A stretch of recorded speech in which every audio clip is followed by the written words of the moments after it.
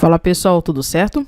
Me chamo Glaucia Lemos, sou Developer Advocate aqui na Microsoft e vamos fazer algumas demonstrações de como nós podemos fazer uso do Type Assertions e demonstrando naquelas imagens, né, do Type Human que nós vimos, né, do humano, e tentar demonstrar para vocês aqui aquela questão de quando não usar o Type Assertion, que é melhor usar o Type Annotation e outras coisinhas mais que a gente pode estar falando um pouquinho mais em relação a esse vídeo. Novamente, se esse é um tipo de vídeo que você curte, deixe seu like, compartilhe com seus amigos e amigas. E lembrando, né, que toda a ementa do curso está aqui, inclusive nós estamos chegando já no finalzinho do módulo 7. Já acredito que até o final do mês de março, perdão, a gente já está terminando aí a parte de generics. Tem bastante coisinha bem importante que acho que é a cereja do bolo, a questão do generics, né? E o módulo é bem facinho, então é bem tranquilo. Então acredito que até no máximo, até o meio do ano, até a metade desse ano, a gente vai estar concluindo esse treinamento. E deixando uma dica aqui para vocês. Depois eu vou estar fazendo um vídeo específico do uso do Copilot, inclusive vai ter uma live na próxima semana do uso do Copilot em conjunto com o Bicep Lang no canal da Valéria Batista, para quem não conhece, do canal da Cloud. E eu vou estar fazendo algumas demonstrações bem legais. Fica a recomendação aí para vocês. De fato, a gente agora trabalha de forma remota e ele trabalha realmente como um pair programmer junto conosco aqui. Tem me ajudado bastante. Mas tem algumas dicas, algumas nuances que a gente também tem que ter um certo cuidado com o uso do Copilot, mas ele ajuda bastante, tá? Eu vou estar fazendo um vídeo específico do uso do Copilot, inclusive falando um pouquinho mais sobre o Code Spaces também. Essa é outra temática que eu estou para trazer aqui no meu canal do YouTube. Bom, voltando aqui ao código, então vamos fazer uns exemplos bem simplesinhos do uso do Type Assertions, né? Primeiro eu vou fazer o seguinte, eu vou criar aqui uma function e eu vou chamar essa função de preço, ou vamos fazer o seguinte, exibir, vou seguir um pouco a recomendação do Copilot, exibir preço final. E dentro dessa função, ele vai ter ali 3 parâmetros, tá? Ele vai ter o parâmetro aqui, preço, que vai ser do tipo number, o desconto, tá? Que vai ser do tipo number, e o formato boolean. Vocês já vão entender o porquê de eu estar usando esse parâmetro aqui chamado formato, tá? E o retorno dessa função, ele pode ser um number ou uma string. Vocês já vão entender daqui a pouco o porquê. Então vamos dizer o seguinte, tá? Se eu quero exibir um preço final, é porque eu quero ter um desconto dele, tá? Inclusive o Copilot já está me dizendo aqui o que eu tenho que fazer. Mas eu vou mudar algumas coisinhas aqui. Por exemplo, né? Eu vou chamar de preço com desconto. Porque eu acho que os nomes das variáveis têm que ser de acordo com aquilo que a gente pretende fazer. Então, se a gente quer ter um desconto, a gente tem que chamar o preço, né, vezes 1 menos desconto. Perfeito. E, logo depois, o que eu quero fazer? Eu vou dizer que o retorno desse preço com desconto, ele vai ser chamado aqui a propriedade formato, mas ao mesmo tempo também, vou até já dizer aqui, tirando esse toFixed, nesse caso eu vou tirar o toFixed aqui, o que eu quero dizer aqui? Olha, formato. O retorno dessa função, ela pode ser meramente uma string, né? Só o valor ali, né? Que a gente vai colocar, vai predeterminar, ou, né, com a string mais o valor, tá? Então vamos fazer o seguinte, criada aqui a função, eu vou chamar aqui const, tá? Desconto final igual, chamando aqui, né, o nome dessa função, que é o exibir preço final, e aqui eu vou colocar justamente os 3 parâmetros que esta função chama. Então vou dizer aqui, eu comprei um produto por R$100, tá? E eu vou dizer que esse produto vai ter um desconto de 0,05, tá? E eu vou dizer que o formato, eu vou querer ele como true. Então, ele vai pegar justamente essa primeira premissa aqui. Tá? Então, ele vai pegar justamente essa primeira premissa aqui. Então, Se vai pegar a primeira premissa aqui, incluindo aqui, né, o R cifrão, que é o símbolo da nossa moeda, então ele tem que retornar uma string, não é verdade? Então eu posso botar aqui o type assertion como as string. Então eu estou dizendo que tudo isso aqui é uma string. Perfeito? Então vamos dar um console.log em desconto final e vamos executar esse código. Então note que a informação veio, né, seguido de uma stringzinha, né? Ele é uma string, essas informações aqui, tá? Mas além da palavra-chave ex, nós podemos fazer uso dos colchetes angulares, né? Que é justamente esse símbolozinho aqui, tá? Que a gente chama de colchetes angulares. Mas como é que a gente faria, tá? Eu posso justamente, vou dar até um Ctrl D aqui. Eu vou comentar esse código daqui de cima. Eu vou, em vez de chamar aqui como uma string, eu vou dizer, tá, que a parte final aqui, tá, ele não será mais uma string, será false, ou seja, ele vai retornar um number, tá?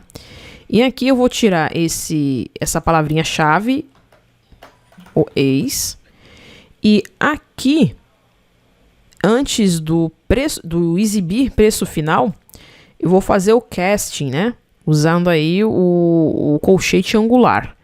Então, vou dizer que aqui ele vai ser um number, tá? Então, vamos executar esse código e ver a diferença, né? No outro veio o R cifrão e o desconto, né? Vamos ver. Então, olha aí, não veio com R cifrão e veio justamente somente o desconto. Então, a gente pode estar fazendo uso do type assertions usando tanto a palavrinha-chave ex, que significa em português como, ou esse símbolozinho aqui dos colchetes angulares, tá? Mas casteando antes, né? Isso é importante de frisar. Então, só para revisar, né? Novamente, aquilo que eu já expliquei no outro vídeo, o type assertion instrui o compilador a tratar um valor como um tipo especificado, tanto que a gente teve que dizer aqui, né, o que seria essa resposta, que tipo ele seria, tá? O type assertions, ele não carrega nenhuma conversão de tipo, tá? E ele acaba aqui usando essas palavrinhas-chave aqui, o ex e os colchetes angulares, tá? Bom, agora nós vamos fazer aquele exemplo que eu falei com vocês, que nós vimos na aula anterior. Então aqui eu vou criar o type humano, falando human, mas é humano, perdão. E aqui dentro de humano, né, nós vamos ter o nome deste humano, teremos a idade dele também e o idioma, que vai ser do tipo string. Perfeito. Então, é todo humano. Então, a gente já tem aqui o tipo humano, com as suas características, nós vamos criar este humano. Então, para criar um objeto humano, a gente cria uma variável humano. Então, eu vou criar aqui um objeto. E eu vou dizer que idade, replicando, né? Idade 36 e o idioma, o português. Perfeito. Então, criei aqui um humano. Bom, agora eu quero criar um segundo humano, uma segunda pessoa, né, no caso. Então, eu vou botar aqui const humano 2, como a gente fez, né, lá no exemplo, né. Então, aqui, o que eu vou fazer? Vamos dizer que aqui, vocês podem perceber que eu não incluí o nome. Eu não incluí a propriedade nome, perfeito? Isso fica bem claro, só tem aqui duas propriedades, tá? Então, eu vou dizer o seguinte, que este humano 2, ele vai obter os mesmos dados desse objeto humano, tá? E esse objeto humano, ele é do tipo humano. Então, estou usando aqui a palavrinha reservada, como vocês podem ver aqui, o ex, tá? Estou dizendo que o humano, ele vai conter todas essas propriedades vindas do tipo humano. Perfeito? E o que eu vou fazer?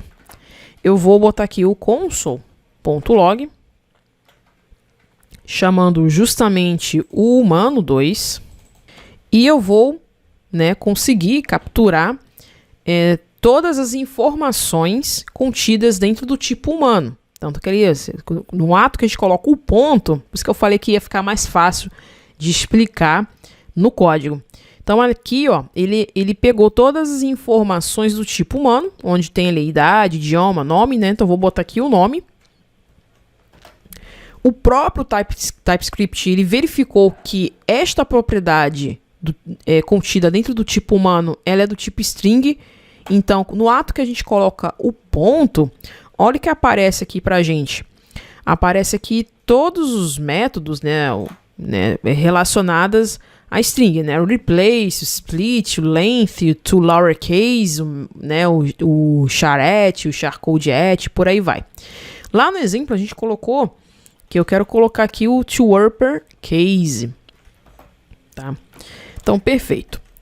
Então, olha o que vai acontecer. Note que em nenhum momento o TypeScript aqui, ele está me indicando que está em falta essa propriedade. Então, ele está me induzindo ao erro. Então, o que vai acontecer? Eu vou executar esse código aqui. Olha o que ele fez. Ele falou o seguinte, olha, tem alguma coisa errada aqui. Embora eu botei 2 pontos, mas depois eu consertei aqui. Ele jogou o erro para cima do to uppercase, ou seja, ele permitiu ainda executar o código, né, e jogar a responsabilidade para, você sabe o que está fazendo aí, isso é um problema seu, você sabe muito bem que tipo é esse cara aqui, se você não soube usar, isso é um problema seu. Então aí fica, como eu poderia dizer, o perigo de fazer uso do type assertions. Mas como é que a gente poderia resolver esse problema? Aí entra um outro tipo. Então, eu vou fazer o seguinte, eu vou replicar esse código aqui, dar um Ctrl D nele, e vou comentar o código de cima. Eu não vou consertar ele, tá? Vocês vão ver o que eu quero mostrar aqui para vocês. Eu vou comentar esse bloquinho de código aqui. Perfeito. Então, em vez da gente fazer o uso do Waze aqui, eu faria o uso de um outro type, que é o Type Annotations, que eu nem sei se eu já gravei vídeo sobre ele, mas fica uma dica para vocês darem uma olhadinha. Então aqui, em vez de eu fazer o uso do Type Assertions, aqui na linha 50, o que eu faria? Né? Eu diria que este humano2, ele vai ser do tipo humano, tá? Que é igual a humano. Aí olha a diferença aqui, ó. Ele está me mostrando, antes de executar este código, que o humano2 está faltando a propriedade nome. Então, o que isso nos ensina? Que tem que ter muito cuidado ao fazer uso do Type Assertions. Ele pode te induzir ao erro, né? Por exemplo, você pode esquecer de colocar uma propriedade ou algo do tipo e dá um certo problema explotar o erro lá do lado do server-side, né, ou do client-side, e dá um problema tremendo para vocês.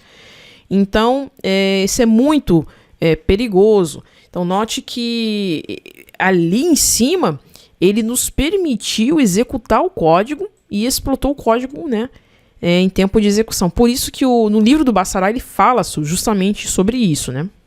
Então, só para resumir a diferença de um para o outro, né? Então, por exemplo, o Type Annotation, a diferença entre o Type Annotation para o Type Assertion é que o Type Assertion ele acaba enfraquecendo o recurso de verificação do TypeScript. Então, usar o Type Annotation, você torna o código mais resiliente a erros de tempo de execução, porém, em contrapartida, né, o Type Assertion ele não impõe isso. Então, por mais que o código seja ele compilado por meio de mecanismo de tipos, vai ter um problema ali. Então, no ato que nós podemos perceber, quando a gente executou o código, o erro explotou justamente em tempo de execução, lançando ali que o problema estava no to uppercase, nem estava também no to uppercase, né? Era justamente na falta da propriedade, já tem esse problema. E ele falou, ó, deu um problema aí, eu acho que o problema está dentro do to uppercase. Ele nem indica que o problema estava de fato aqui. Então, isso é muito perigoso. Mas talvez você esteja se perguntando, mas Glaucia, em que momento eu devo estar fazendo uso de cada um, por exemplo, né? Então a melhor prática é usar a declaração de tipos, né, para casos especiais, justificados, né? Então, por exemplo, né, quando você tiver uma função que você esteja usando e retorne um tipo N, por exemplo, então é muito melhor converter o tipo N usando um type assertion, né, do que usá-lo dentro do seu código. Um outro momento que você pode estar fazendo uso do type assertion, por exemplo, quando você precisa restringir um determinado tipo, mas é sempre importante você certificar de que não haverá propriedades inexistentes, senão pode dar justamente esse problema. Um outro momento também que pode ser útil você fazer uso do type assertion, por exemplo, se você está trabalhando com React ou até mesmo com Next.js usando aí o TypeScript, por exemplo, né, aqui em cima nós estamos usando esse casting aqui e nós estamos usando esses colchetes, então pode ser que seja um problema a gente fazer uso do typecasting, por exemplo. Então pode ser que seja mais previsível você fazer uso da primeira premissa aqui, no caso definindo aí usando a palavra-chave ex. Então esse também é um outro exemplo, né, de que nem sempre também o type assertions, pode ser um problema para você, mas só estou mostrando isso aqui para vocês porque existem inúmeros artigos na internet explicando de fato que o uso do type assertions ele pode de fato aí enfraquecer o inferimento, né, dos tipos e pode enfraquecer e se você esquecer ele vai jogar tipo a responsabilidade para cima de você e acontecer o que aconteceu no exemplo aqui de cima. Bom, esses são os exemplozinhos que eu vou estar deixando aqui para vocês. Inclusive, esse exemplo ele não vai executar, porque propositalmente eu vou deixar propositalmente aqui, mas se vocês quiserem testar, vai estar disponível lá no repositório deste curso. E novamente, se esse é um tipo de curso que você curte, deixe o seu like, compartilhe com seus amigos e amigas, e nos vemos no próximo vídeo, pessoal. Tchau, tchau.